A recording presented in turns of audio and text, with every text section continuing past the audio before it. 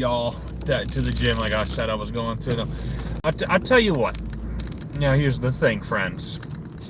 When I went to the gym, right? I went to the gym. The phone was almost dead. I had misplaced my laptop charger, which can also be used for my phone, even if it's not good for the battery. It definitely works. This phone is a hand-me-down. This phone is probably like close to a decade, or going on a decade, in terms of age.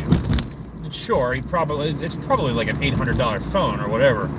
But like at the end of the day,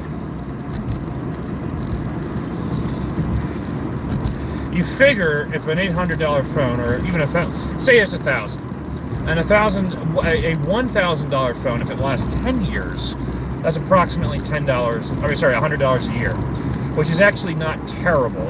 It's not great, but it's not terrible. If it lasts 20 years, it's $50 a year, which is way, way better. And definitely, again, reasonable. So this phone, I don't even know how much it costed originally. It could have been $500, which would be even better in that case. The fact that it's lasted, I've had it since I've been working, it's like 2 years, and maybe it's like 5 years old, I don't know. But at the end of the day, yeah, like little things that might cause a little bit of damage, like the battery or this, that. Because like a new battery for the phone wouldn't be the end all. I'm right next to a repair shop. I mean, I figure it'd probably be like $50 to repair, and probably like $50 for a decent battery. And I could probably get the tools to do it myself. If the repair shop was more than $50, I could probably get the tools for $50 or less. So like there is this idea where it's like, you know, we should take care of our things, like I was talking about yesterday or this morning or whenever it was. 100%. Right now, I am in an environment with very limited resources. So what does that say? What does that say, my friends? That says to me that sometimes sacrifices are made. Now, once I get out of that environment, and hopefully bring both of us, or all of us actually, into a better environment, that those kind of things will definitely be something I'll consider more. And obviously, I try to take care of my things, but there are little things here and there when, you know, push comes to shove. It's like, well, you know, I might take smaller risks. That's the thing, it's like, I generally will take, now in the past I've taken some pretty big risks. You know, like driving on the edge of a cliff, you know, like going on that little rickety plane that was going out of Poland to Ukraine, you know, even being in Ukraine during a time of war. I've taken some risks, for sure. Some high-end risks. But yeah, for the most part, I take small risks. You know what I mean? Like,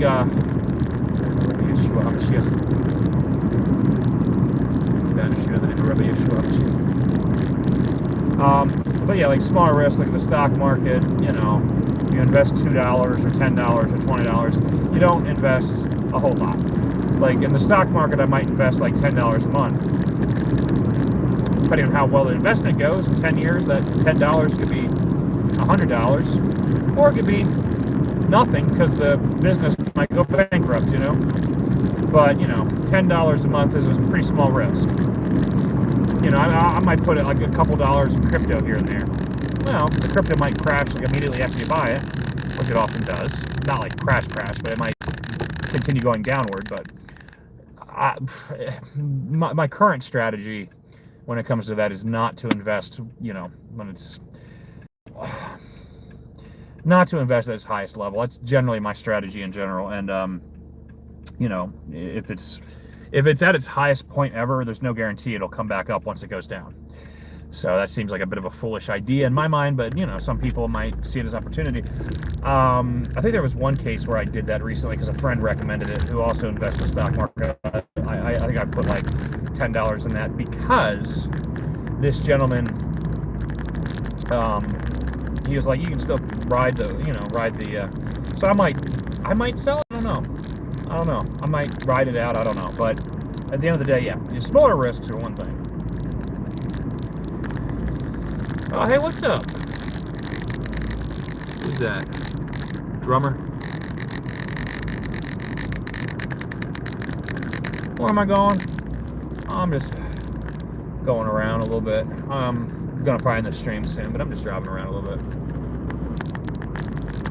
slow down a little bit so I can get my hazards on here and see.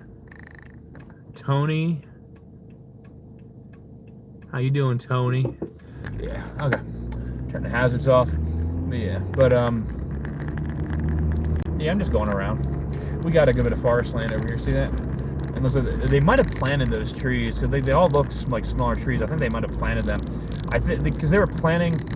Because they added this right here. They added this little area, the little nook.